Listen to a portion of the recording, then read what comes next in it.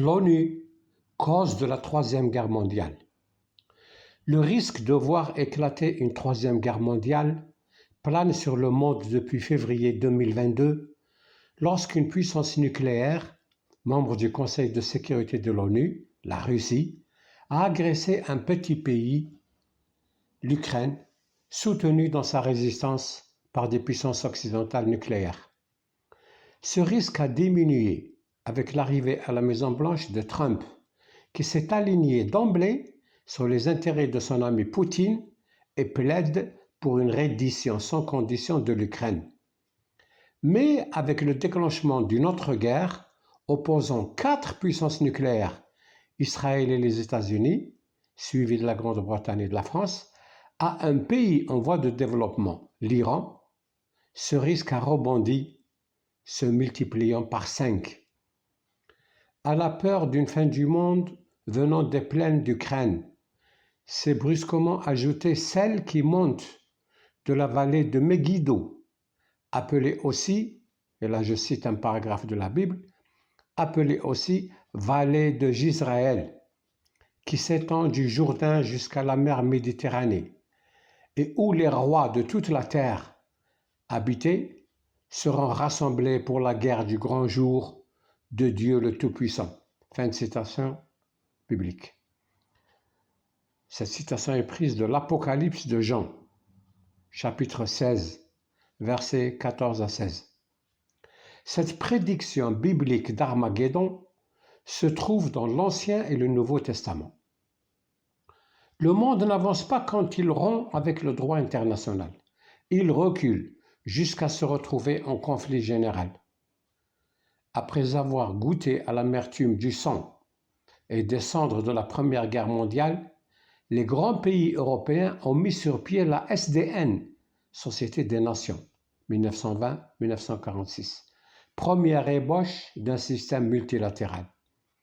La SDN est morte de l'abandon de ses principes et objectifs par des États membres comme le Japon qui a envahi la Mandchourie en 1936, l'Italie qui a occupé l'Éthiopie et l'Allemagne qui a annexé plusieurs pays voisins, précipitant tout le monde dans la Seconde Guerre mondiale. Ce conflit général n'était pas encore fini, que les pays vainqueurs, comme s'ils étaient pressés d'assurer leur mainmise sur le monde, conçurent un nouvel ordre international coiffé par une dictature collégiale, le Conseil de sécurité permanent, patron réel de l'ONU, qui allait à son tour renier ses principes et violer sa charte.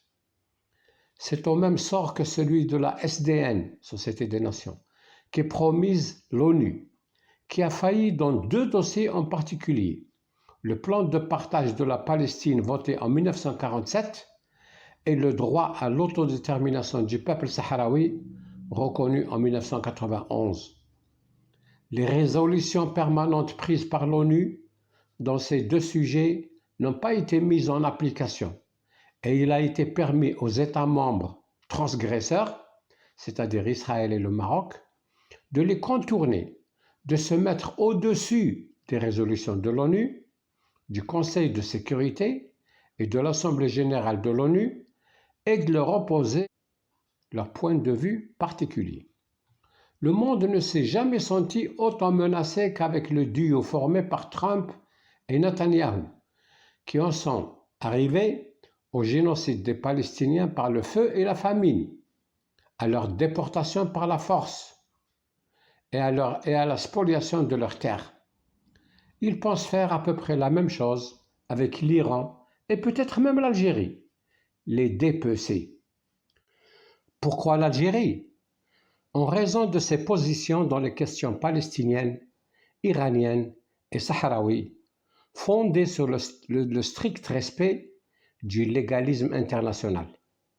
Le président de la RASD, République arabe sahraouie démocratique, vient d'ailleurs, pour les mêmes raisons, de rejeter l'injonction d'aller discuter avec le Maroc son plan d'autonomie, ce qui augure d'une prochaine intensification des tensions dans la région. Ce monde qui ne vaut plus la peine d'être vécu est aspiré par un tourbillon de plus en plus fort qui le rapproche inexorablement de l'enfer nucléaire.